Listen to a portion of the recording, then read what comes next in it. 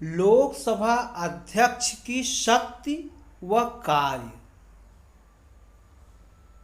लोकसभा का अध्यक्ष 3 स्रोतों भारत का संविधान, लोकसभा की प्रक्रिया तथा कार्य संचालन नियम तथा संसदीय परंपराओं से अपनी शक्तियों व कर्तव्यों को प्राप्त करता है।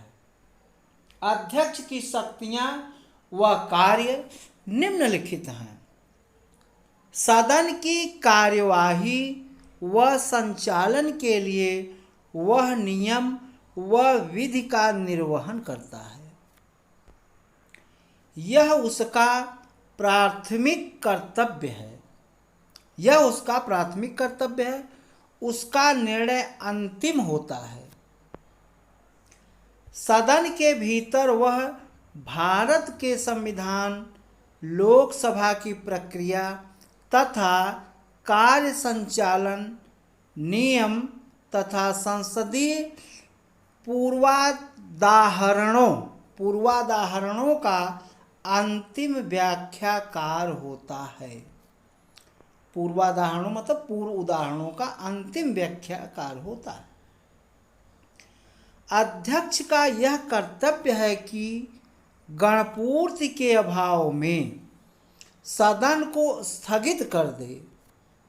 सदन की बैठक के लिए गणपूर्ति सदन की संख्या का 10वां भाग होता है। सामान्य स्थिति में लोकसभा अध्यक्ष मत नहीं देता है, परंतु बराबरी की स्थिति में वह मत दे सकता है। दूसरे शब्दों में, किसी मुद्दे पर अगर सदन समान रूप से विभाजित हो तो वह अपने मत का प्रयोग कर सकता है। ऐसे मत को निर्णायक मत कहा जाता है। इसका तात्पर्य गतिरोध को समाप्त करना है। अध्यक्ष संसद के दोनों सदनों की संयुक्त बैठक की अध्यक्षता करता है, लेकिन संयुक्त बैठक राष्ट्रपति बुलाता है और उसकी अध्यक्षता लोकसभा अध्यक्ष करता है। सदनों के बीच विधेयक पर गतिरोध समाप्त करने के लिए राष्ट्रपति संयुक्त बैठक बुलाता है। सदन के नेता के आग्रह पर वह गुप्त बैठक बुला सकता है। जब गुप्त बैठक की जाती है तो किसी अनजान व्यक्ति को चैम्बर या गैलरी में जाने की इजाज़त नहीं होती है, और किसी की परमिशन होती भी है तो वह लोकसभा अध्यक्ष से पूछकर। अध्यक्ष यह तय करता है कि विधेयक धन विधेयक है या नहीं, और उसका निर्णय अंतिम होता है। राज्यसभा में सिफारिश या राष्ट्रपति की सहमति के लिए भेजा जाने वाला राज्यसभा में सिफारिश या राष्ट्रपति की सहमति के लिए भेजा जाने वाला विधेयक अध्यक्ष द्वारा सत्यापित होता है कि वह धन विधेयक है। 10वीं अनुसूची के तहत दल बदल उपबंध के आधार पर अध्यक्ष लोकसभा के किसी सदस्य की निर्हरता के प्रश्न का निपटारा करता है। 1992 में उच्चतम न्यायालय ने कहा कि इस संबंध में अध्यक्ष के निर्णय को न्यायालय में चुनौती दी जा सकती है। वे भारतीय संसदीय समूह के पदेन सभापति के रूप में कार्य करते हैं, जो भारतीय संसद और विश्व के विभिन्न संसदों के बीच एक कड़ी है। वे देश में विधायी निकायों के पीठासीन अधिकारियों के सम्मेलन के पदेन सभापति के रूप में भी कार्य करते हैं। वह लोकसभा की सभी संसदीय समितियों के सभापति नियुक्त करते हैं और उनके कार्यों का पर्यवेक्षण करता है। वह स्वयं भी कार्य मंत्रणा समिति, नियम समिति व सामान्य प्रयोजन समिति का अध्यक्ष होता है। स्वतंत्रता व निष्पक्षता। चूंकि अध्यक्ष के पद में प्रतिष्ठा, मर्यादा और प्राधिकार निहित है, अतः स्वतंत्रता और निष्पक्षता इसकी अनिवार्य शर्तें हैं। वह सदन के जीवन काल पर्यंत पद धारण करता है। उसे लोकसभा के तत्कालीन सदस्यों के विशेष बहुमत द्वारा संकल्प पारित करने पर हटाया जा सकता है। इस प्रक्रिया पर विचार करने या चर्चा करने के लिए कम से कम 50 सदस्यों का समर्थन जरूरी है। उसके कार्यों व आचरण की लोकसभा में न चर्चा की जा सकती है और न ही आलोचना। सदन की प्रक्रिया विनियमित करने या व्यवस्था रखने की उसकी शक्ति न्यायालय के अधिकार क्षेत्र से बाहर है। ब्रिटेन में अध्यक्ष को आवश्यक रूप से किसी दल का सदस्य नहीं होना चाहिए। ऐसी परंपरा है कि अध्यक्ष को अपने दल से त्यागपत्र देना पड़ता है और वह राजनीतिक रूप से निष्पक्ष रहता है। ऐसी स्वस्थ परंपरा भारत में नहीं है, क्योंकि यहाँ अध्यक्ष अपने दल की सदस्यता नहीं त्यागता है।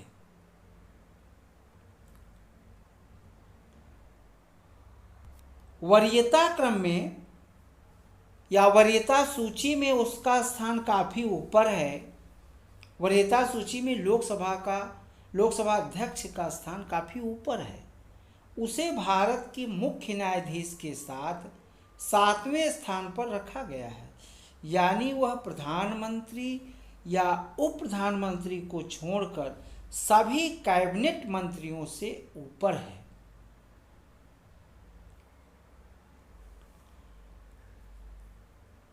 अब लोकसभा उपाध्यक्ष अध्यक्ष की तरह उपाध्यक्ष भी लोकसभा के सदस्यों द्वारा चुना जाता है। अध्यक्ष के चुने जाने के बाद उपाध्यक्ष को चुना जाता है। उपाध्यक्ष के चुनाव की तारीख अध्यक्ष निर्धारित करता है। जब उपाध्यक्ष का स्थान रिक्त होता है तो लोकसभा दूसरे सदस्य को इस स्थान के लिए चुनती है। जब अध्यक्ष सदन में पीठासीन होता है तो उपाध्यक्ष सदन के अन्य दूसरे सदस्यों की तरह होता है। उसे सदन में बोलने, कार्यवाही में भाग लेने और किसी प्रश्न पर मत देने का अधिकार है। अध्यक्ष व उपाध्यक्ष संस्था का उद्भव भारत सरकार अधिनियम 1919 के उपबंध के तहत 1921 में हुआ था। उस समय अध्यक्ष उपाध्यक्ष क्रमशः प्रेसिडेंट और डिप्टी प्रेसिडेंट कहलाते थे। यह नामकरण 1947 तक चलता रहा। 1921 से पहले भारत का गवर्नर जनरल केंद्रीय विधान परिषद की बैठक का पीठासीन अधिकारी होता था।